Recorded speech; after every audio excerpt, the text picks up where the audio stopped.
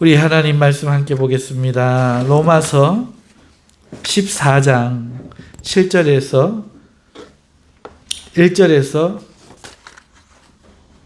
9절 말씀입니다. 로마서 14장 7절에서 9절 말씀.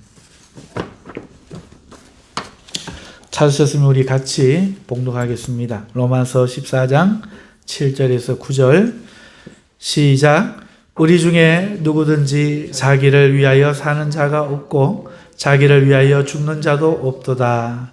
우리가 살아도 주를 위하여 살고 죽어도 주를 위하여 죽나니 그러므로 사나 죽으나 우리가 주의 것이로다. 이를 위하여 그리스도께서 죽었다가 다시 살아나셨으니 곧 죽은 자와 산 자의 주가 되려 하심이라. 아멘. 본문 말씀 가지고 회개라는 제목으로 말씀을 증거하려고 해요. 오늘 우리가 읽은 이 7절에서 9절 말씀은 우리 주 예수님의 이 속량하심과 그리고 오늘 믿는 우리 성도들의 삶의 관계에 대해서 말씀하고 있습니다.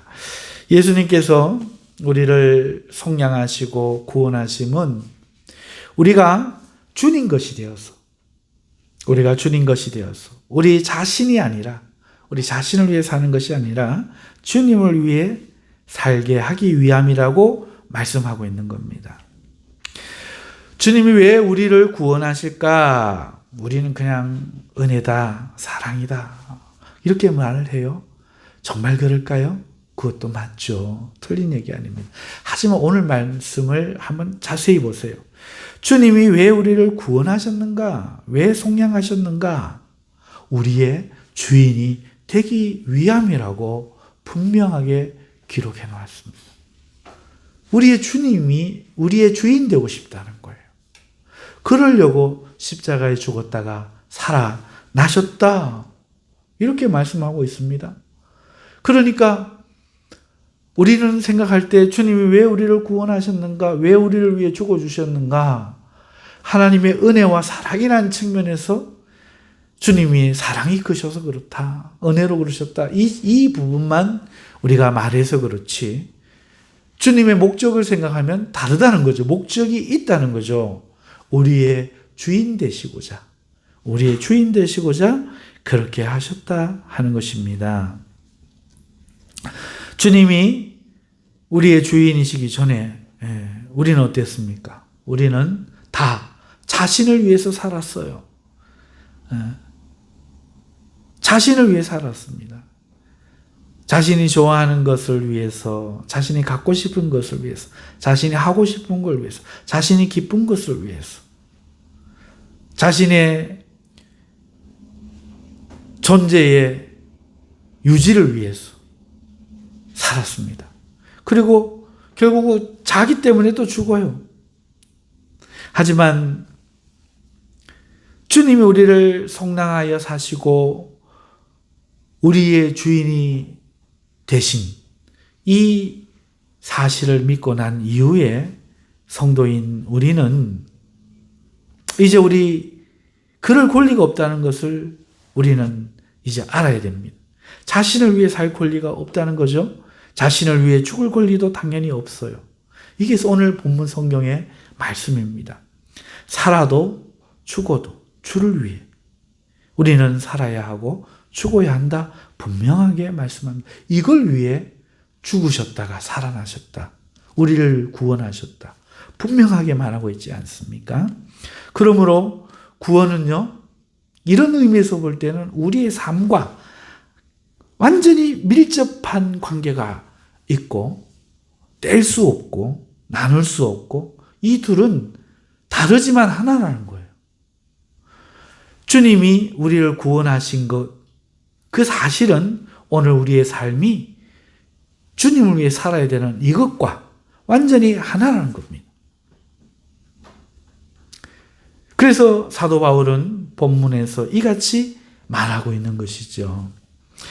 다시 말씀을 드리자면 이 말씀을 좀 곰곰이 생각해 보면 이 말씀은 우리가 믿기 전에 하고 믿은 후에 하고 달라지는 게 무엇인지를 탁 드러내줘요.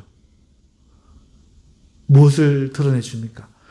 우리 요셉이 자지 말고, 요셉아 눈 떠 깨워주세요. 예, 아버지 옆에 가셔서 요셉이 깨워주세요.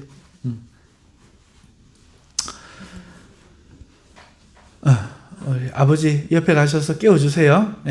자지 않고 말씀을 들을 수. 금요일은 말씀도 짧아요. 가서 깨워주세요. 이 말을 우리가 생각을 해보면요, 믿기 전과 믿은 후에 무엇이 달라지는가에 대해서 한 가지는 분명하게 드러납니다. 우리의 삶에 관해서 삶이 바뀌어진다는 겁니다. 삶이 바뀌어져요. 세상 사람들과 구원받은 사람은 그 삶이 다르다는 거죠. 이게 확실히 바뀌어집니다. 여러분, 우리가 한번 생각해 보시죠. 예수 믿는 사람하고 안 믿는 사람하고 어떻게 달라요? 무엇이 달라요? 라고 생각해 보면, 물어보면은 여러분 어떻게 대답하세요? 어떻게 대답하시겠어요? 이렇게 대답합니다. 부모님 말씀을 잘 들어야 돼요. 예배를 참석을 잘해야 돼요. 욕을 하지 말아야 됩니다. 마음이 못되면 안 됩니다. 죄를 짓지 말아야 합니다. 여러분, 대부분이 여러분 어떻게 대답하시겠어요? 도덕적인 차이를 이야기해요. 거룩해야 된다. 선해야 된다. 착해야 된다. 발라야 된다. 정직해야 된다. 성실하고 충성되어야 된다. 배신하지 말아야 된다. 여러분 그렇지 않아요? 뭘로 다름을 나타내겠어요? 예수님 믿는 사람과 안 믿는 사람, 돈 앞에서 예수님 믿는 사람이 달라야겠죠. 예수님 믿는 사람과 안 믿는 사람이 부모를 대하는 태도에서 달라야죠.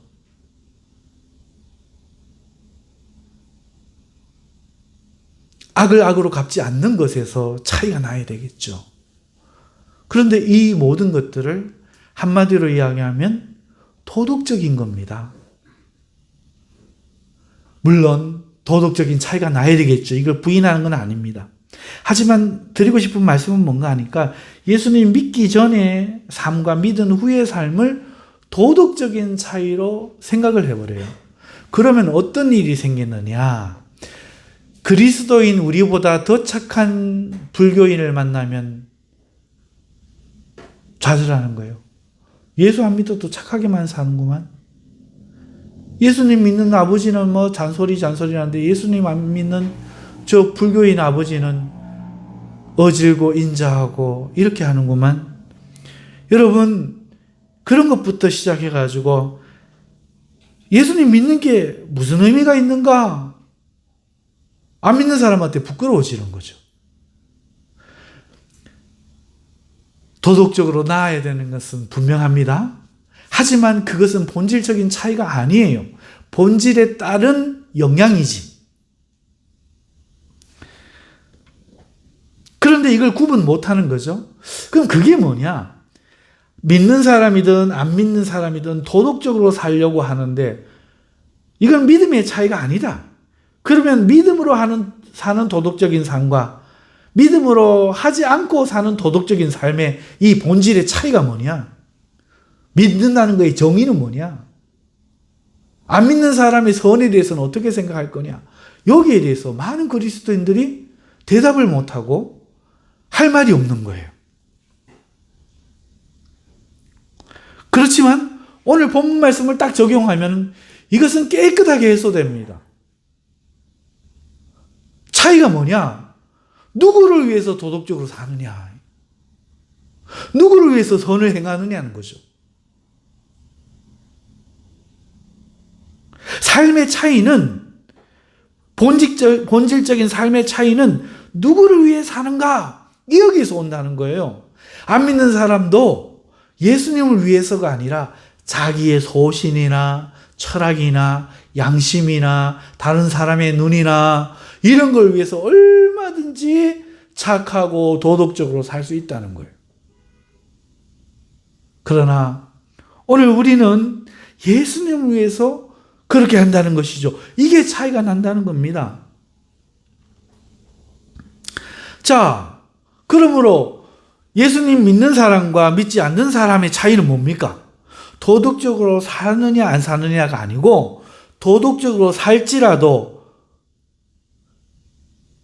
예수를 믿고 주를 위해 사는지 아니면은 안 믿고 자기를 위해 그렇게 하는지 여기에서 차이가 나는 거죠.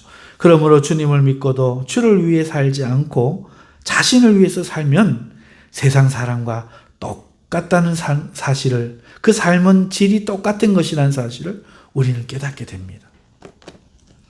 이해되십니까? 아멘? 이해되세요? 세상 사람도 도덕적으로 선하고 착하게, 예수님 믿는 사람도 선하고 착하게 사는데 그 차이는 예수님 때문이냐 자기 때문이냐는 거예요. 그런데 예수님을 믿고 주를 위해서 살지 않으면 세상 사람과 똑같고 다르지 않다 하는 것이죠. 성도님들, 저는 목사로서 몇 개 소망하는 것들이 있어요. 그중 하나는 우리 교회가 부흥하는 거예요. 양적으로도 영적으로도 부흥했으면 좋겠습니다. 하나님이 기뻐하실 만한 교회가 되었으면 좋겠어요. 성도들이 하나님을 사랑하고요, 또 착하고요, 충성된 이런 교회가 되는 것, 또 예배와 찬양이 기쁨이 있고 또 살아있는 생동감과 뜨거움이 있는 그런 교회가 되었으면 하는 그런 소망이 있습니다. 또 한 가지 소망은 개인적인 건데요. 지금보다 더 나은 설교자가 되고 싶어요. 기왕 하나님의 말씀을 전하는 목사가 되었는데 누구보다 하나님 말씀을 더 잘 전했고 전하는 그런 설교자가 되면 좋겠어요. 좀 쉽고 명확하게, 그리고 가치 있는 것들을 듣는 이가 심중으로부터 변화를 가질 만한, 그 변화를 이끌어낼 만한 뜨겁고 능력 있는 설교를 하는 설교자가 되었으면 좋겠다, 이런 생각을 제가 합니다. 또 한 가지 꼽자면 지금보다 제 인품이 좀 나아졌으면 하는 소망이 있습니다. 지금 제가 저를 돌아볼 때 아직은 덕이 많이 부족한 것 같아요.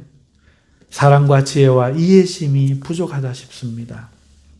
나를 보고 성도들이 주님을 닮아가고 싶은 마음이 들게 만들어야 되는데 그러지를 못하는 것 같아요.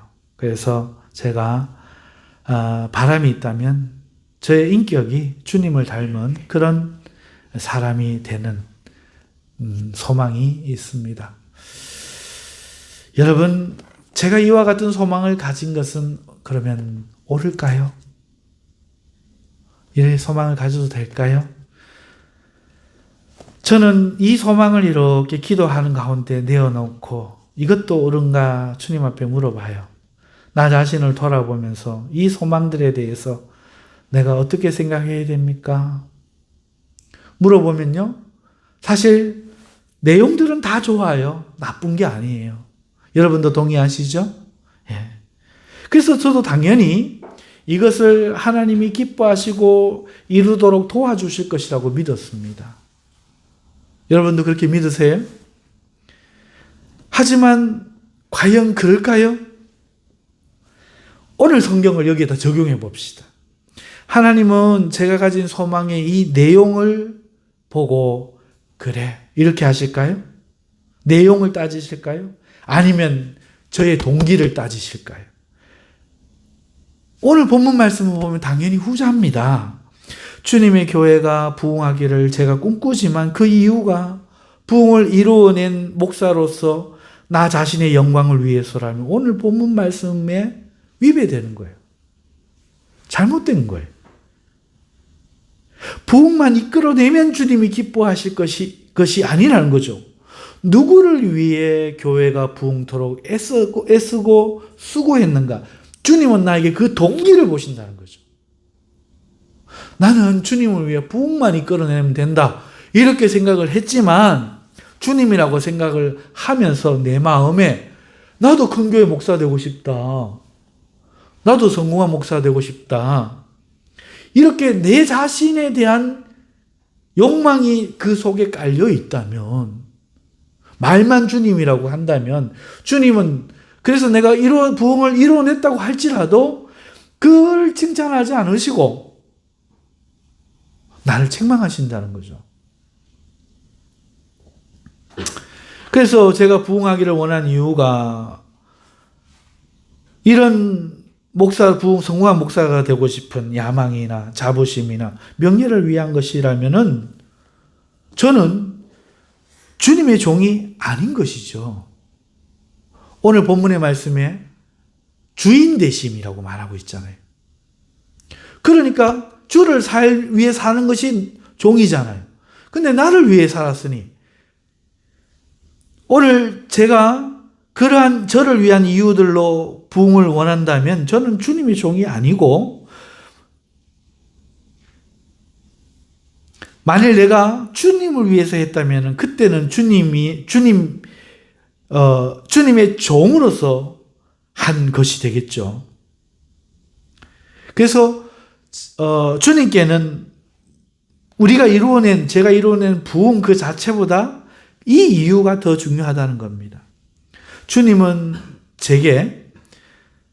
제가 주님의 종이냐 아니냐 이것에 더 관심이 있다는 것을 오늘 본문 말씀이 말하고 있어요. 부흥은 주님이 얼마든지 일으킬 수 있다는 거예요. 그렇지요? 부흥 자체는 주님께 큰 문제가 아니라는 겁니다. 중요한 것은 제가 누구를 위해 일하느냐, 이게 더 중요하다는 거예요. 누구를 위해 살고 있느냐. 그러나 여러분, 좀 전에 말씀을 드렸지만 그런 소망을 가졌을 때 사탄은 내용을 가지고 저를 수시로 속여요. 겉으로는 주를 위해, 부흥을 위해 힘써라, 명설교자가 되어라, 훌륭한 인품이 되어라. 하지만 정작 제 마음속에 그것이 오직 주님을 위한 일인가 하는 이 질문은 하지 못하도록 두리뭉실 넘어가게 내용으로 현혹하죠. 기도하면 됐지. 말씀 잘 전하면, 하나님의 말씀을 바르게 전하면 됐지. 이렇게 한단 말이죠. 그러나 그 속에 이게 주님을 위해서인가 하는 생각을 하지 못하게 한다는 겁니다. 하지만 정작 제가 중요하게 생각하고 짚어야 할 것은 제가 설교를 잘했느냐, 부흥을 일구었느냐가 아니라 누구를 위해 살고 있느냐 하는 거예요. 능력은 그분이 주시면 그만이고 부흥도 그분이 일구어 내시면 그만이지요. 얼마든지 하실 수가 있죠. 그리고 주님을 위해서 망해야 된다면 망하는 것도 세례 요한처럼 좋은 일이죠. 네. 그러니까 동기가 문제라는 겁니다. 동기가 문제라는 거예요. 오늘 본문 말씀은 주를 위해 사느냐, 너를 위해 사느냐, 이 동기를 주님이 따지시지 무엇을 했느냐 따지지 않는다는 게 오늘 본문 말씀이죠. 우리가 주님을 믿기 전에는 세상 사람들처럼 자신을 위해 사는 것은 당연했습니다. 하지만 오늘 읽은 성경 말씀은 사도 바울과 심지어 로마 교회의 성도들까지, 로마서잖아요. 자신을 위해 사는 사람 한 사람도 없다는 거예요. 모두가 주를 위해 살고 주를 위해 죽는다고 말씀합니다. 성도라면 누구나 한 사람도 예외 없이 말이죠. 그래서 주님의 죽으심과 사심, 구속은 우리의 삶과 밀접한 하나의 관계다 말씀드린 거죠. 그러니 이제 우리도 자신을 위해 살아서는 안 되는 거죠. 그건 신자가 아닌 겁니다. 여러분, 회개가 뭐죠? 회개라는 것은 한자어인데요. 네이버에 쳐보면요. 그 한자어가 뉘우칠 회, 고칠 개. 이렇게 두 글자로 지금 나와 있어요. 오늘 검색해 본 거니까 맞습니다. 한번 해보세요. 그래서 뉘우치고 고치는 것이 회개라고 소개되고 있습니다. 그러나 기독교의 회개는 돌이킬 회와 열개가 맞습니다. 오늘 한문 성경 우리가 안 보다 보니까 옛날 성경에는 표기가 되어 있겠지만, 그러나 기독교의 사상으로 보면 뉘우칠 회, 고칠 개가 아니라 돌이킬 회, 그 다음에 개척할 개, 이게 맞아요. 왜냐하면 회개라는 이 단어가 구약에서부터 왔거든요. 그 구약의 회개의 단어는 슈브입니다. 슈브는 돌이킨다는 뜻이에요. 유턴이라는 뜻입니다. 유턴. 직진으로 가다가 그 길로 안 가고 돌이켜서 다시 돌아오는 거를 슈브라고 하니까 돌이키는 거예요. 이게 회개입니다. 그러니까 돌이킬 회가 맞죠. 돌이켜서 다시 길을 여는 거. 이게 맞죠. 하나님을 떠난 사람들이 하나님께로 돌아오는 거, 이게 회개예요. 오늘 본문의 말씀으로 하자면 자신을 위한 삶을 돌이켜 하나님을, 예수님을 주인 삶은 삶으로 돌이켜 열매를 맺는 거, 이게 회개라는 거예요. 네이버에 속으면 안 돼요. 여러분, 오늘 본문 말씀을 적용하면 참 회개는요, 자신을 주인 삶은 그 삶에서부터 돌이켜 주님을 주인으로 삼고 그런 삶에 주님을 섬기는 일에 열매 맺는 것, 이게 회개입니다.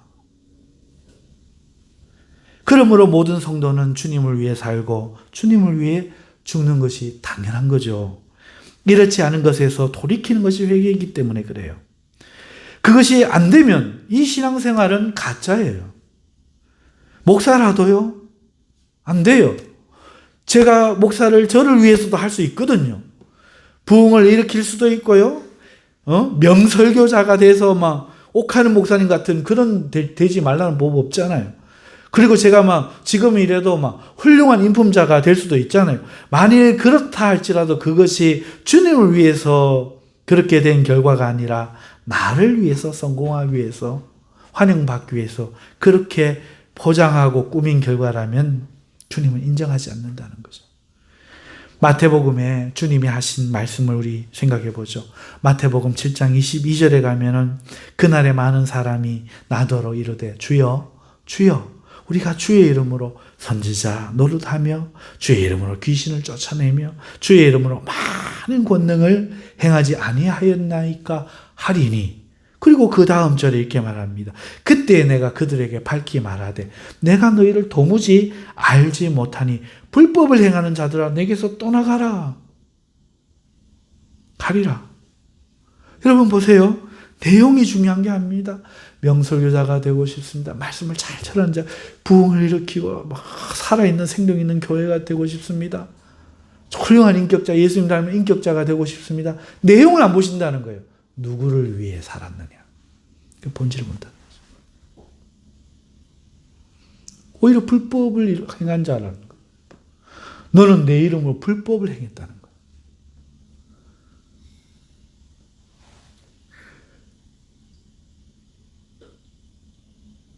부흥을 일으키고 하나님 말씀을 전하고 제가 기도를 하고 착하게 살았고 등등 제가 할 많은 일을 주님께 고할지라도 주님은 그걸 오히려 불법으로 보실 수 있다는 거예요. 그러면 주님은 뭘 보냐? 너는 내 종이었느냐? 이걸 본다는 거예요. 다른 말로 마태복음에 있는 그대로 표현하자면 그 열매를 맺을 좋은 나무로서 열매를 맺었냐? 아니면 나무는 아닌데 좋은 열매만 맺었냐? 이걸 본다는 거예요. 내가 종으로 안 살고 한 모든 것들은 다 불법이라는 거죠. 신자가 아니라는 거예요. 그러나 내가 화를 내도 주를 위해 화를 냈고 참아도 주를 위해 참았다면, 내가 욕을 먹는 것도 주를 위해 욕을 먹었다면 그거는 주님이 알아주신다는 거죠. 사도 바울도 그 말을 했잖아요. 내가 복음을 전하다가 거짓말하는 자로 나타나면 주님이 나를 징계하시리요. 똑같은 말이잖아요. 그러니까 우리가 얼마나 많은 일을 했느냐? 옳은 일을 했느냐는 주님이 안 보신다는 거예요. 물론 그것도 하면 좋죠. 하지만 중요한 건 열매가 아니라 돌이키는 거죠. 뭐? 나를 위해 살던 삶에서 돌이켜 주님을 위해 사는 삶. 학교를 가도 주님 때문에 가고, 공부를 잘하는 것도 예수님 믿는 사람이 꼴찌가 되면 주님이 명예 가려 이러고 열심히 공부하고, 친구가 싸우자고 해도 따귀를 한 대 때리고 싶어도 주님의 이름을 참아주고, 이런 것이 주님이 인정하시는 거라는 거죠. 이게 회개라는 겁니다. 그러므로 오늘 우리는요, 우리가 이 세상에서 자신을 위해 살던 이 삶의 관성 자체를 버려야 돼요. 이게 습관이거든요. 말을 해도 내 체면부터 생각하고, 저 사람이 나를 어떻게 생각할까 그것부터 생각하고, 그렇죠? 표정을 하나 지어도 나를 위해서. 우리가 이게 습관이 되어 있어요. 이게 관성이거든요. 관성. 계속해서 우리의 영혼은 그렇게 해나가려고 해요. 이 관성을 브레이크를 걸어야 됩니다. 이게 얼마나 힘든지 자기를 부인하는 게 너무 힘들어서 자기 십자가를 지라고 말씀하시는 거예요. 너무너무 힘들어요. 그러므로 이제부터 우리는 무엇을 하든지 이게 주님을 위해서인가 꼭꼭 점검해 보는 게 중요하다는 겁니다. 이게 생명에 이르는 참된 회개죠. 아유, 잘못했습니다. 이게 아니고, 이거는 불교인들도 한다는 거예요. 살살 미워하지 말아야지. 욕심을 버려야지. 베풀며 살아야지. 불교인도 한다는 거예요. 그러나 그들은 다 하나님을 거역한 죄인들인 거죠. 우리는 내가 욕을 할지라도 주님을 위해 욕할 수 있는 거예요. 사탄아 물러나라. 너희 애비가 사탄인 걸로 너희가 가증스럽게 구는도다. 얼마든지 욕할 수 있죠. 주님을 위해 싸울 수도 있죠. 문제는 거기에 있는 게 아니라, 어떤 형태에 있는 게 아니라 누구를 위해 그 일을 하느냐. 이 이야기는 아주 유명한 이야기인데, 예전에 유명한 목사님이 있었어요. 근데 이 목사님이 욕쟁이야. 아유, 설교 시간에 개새끼, 씹새끼는 막 여자로 해요, 목사님이. 그런데 신기한 거는 이 목사님을 통해서 하나님 역사를, 능력을 일으키신다는 거죠. 교회도 부흥이 되고, 무엇보다 그 교회 회개 운동이 일어나는 거예요. 근데 그 이야기를 믿음의 아버지 되신 목사님이 저에게 예전에 청년 때 그때는 못 깨달았죠. 그때 들려주셨어요. 이렇게 말씀하시더군요. 희열아, 하나님은 목사가 옳아서 쓰는 게 아니라 그의 편이기 때문에 쓴단다. 나도 들었다. 인격은 개판이야. 권위주의에 막 목사 말에 다 순종하고 해야 되는데, 주님을 위해서 양들을 치고 막, 물론 흠이 있는 거라. 그런데 주님은 그걸 아신다는 거죠. 사람은 누구나 흠이 있거든. 큰 흠, 작은 흠이지만. 그래서 주님의 편은 적어. 주님의 편은 없어. 흠 없는 놈, 자기를 위해서 흠 없이 살려고 하는 놈, 자기를 위해서도 흠 없이 못하고 막 흠을 내는 놈은 있어도 주님 편은 드물더라. 그런데 그런 목사님은 주님 편이니까 주님이 쓰신다. 그 말씀이 오늘 이 본문의 말씀을 묵상하면서 제가 생각이 났어요. 사랑하는 성도 여러분, 그러므로 명심하십시오. 구속, 구원은 나의 삶의 방식과 밀접한 관계가 있는데, 나를 위해 살면 구원, 구속도 없고, 주님을 위해 살면 구원, 구속은 저절로 이루어지는 거예요. 아멘. 이걸 참된 회개라 말씀하는 거죠. 그러므로 오늘 우리는 내가 공부를 하면서 내가 말을 하면서 내 이름을 위해서 하는지, 이 모든 것 한 게 주님을 위해서 하는지 꼭꼭 점검을 해야 됩니다. 할렐루야. 이 삶이 되시길 주님의 이름으로 축원합니다. 근데 이럴 때 여기서 대단히 중요한 게 있어요. 그게 뭐냐? 비록 우리가 그걸 원한다고 해도 회개하고 싶어도 우리 힘으로는 불가능하다는 거예요. 한번 생각을 해보세요. 주를 위해 우리가 일하려고 할 때 그 일이요, 기쁘고 즐겁고 쉬우면 얼마나 좋겠어요? 그런데 그 일이 자신에게 오히려 슬픔이 되고 해가 되고 이익에 손해가 되고 내 자존심을 상하게 하고 수고하고 희생하며 쉬지 못하게 하는 이런 것을 동반한다면 여러분, 우리는 하기가 어려워요. 주님의 이름을 우리가 기쁨으로 늘 할 수 있는 게 아닙니다. 우리는 주님을 위해 살 그런 어떤 능력도 사실은 따져보면 없어요. 그렇기 때문에 우리는 주님을 위해 살려고 할 때 필수적으로 성령님의 도움을 받아야 됩니다. 간절히 기도해야 돼요. 내가 하고 싶다고 되어지는 게 아니라는 거죠. 우리 육체가 늘 거슬리는 거예요. 이걸 이기는 거는 성령의 능력밖에 없어요. 우리가 주를 위한 이 일 때문에 때로는 우리는 힘들 겁니다. 슬플 겁니다. 외롭고 고독할 때도 있을 거예요. 좋게만 하는 거는 없어요. 많지 않아요. 그렇기 때문에 우리는 이런 상황 가운데도 하기 싫은 순간에도 이제는 못할 것 같은 순간에서도 우리는 애를 써야 된다. 애를 써야 돼. 가만히 있더니 막 성령의 바람이 불어갖고 막 되어지면 얼마나 좋겠습니까? 그리고 그런 때가 없다는 거 아닙니다. 그런 때도 있습니다. 사역의 과정에도 있고 그 신앙의 개인의 과정에도 그런 때가 있어요. 하지만 어떨 때는 교회 나가는 것 자체가 고역이라. 하나님의 이름을 이 상태에서는 도저히 못 부를 것 같아. 도저히 못 참을 것 같고 도저히 자존심 상해서 못 견디겠고 그런 순간도 있다는 거예요. 그럴 때조차라도 나를 위해 살면 안 된다는 거예요. 포기하면 안 되고 성령님께 도움을 이 마음을 꺾어주시기를 간절히 기도하며 애쓰고 수고해야 된다는 거예요. 이걸 우리가 잊으면 안 된다 하는 것입니다. 참된 회개, 생명에 이르는 회개는 우리 힘으로 불가능함을 명심하고 기도하며 믿음으로 자신과 늘 싸워야만 가능한 것이죠. 여러분 자신에게 한번 물어보십시오. 여러분들 원하는 게 뭐예요? 무엇을 원하고 있습니까? 하나님의 이름을 무엇 때문에 부르세요?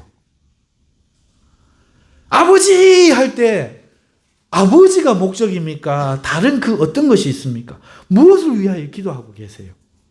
자신의 기쁨, 행복, 자존심, 명예를 위하여 하는 것입니까? 아니면 자신은 어찌 되어도 주님께 영광이 되고 주님의 이름이 영광이 되고 오늘 우리에게서 하나님이 하나님 되실 수 있음에 그런 유익이 있어서 오늘 우리가 주님의 이름을 부르고 기도하시는 거고 그걸 정말로 원하십니까? 우리는 이 문제에서 세상의 옛 삶의 본성, 하나님도 나를 위해 있어야 돼.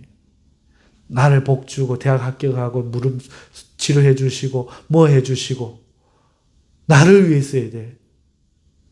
이게 아니라 여기서부터 돌이켜서 오늘 나의 삶을 주님께 드리고 그래서 주님의 이름이 영화로워지고 주님의 나라가 오늘 우리에게 임하는 이 삶을 살아갈 수 있도록 성령으로 새 삶을 살기 위해 몸부림치며 기도하도록 하는 이런 우리 신앙인이 다 되어야 되겠습니다. 할렐루야. 이 말씀 붙잡고 우리 기도하십시다.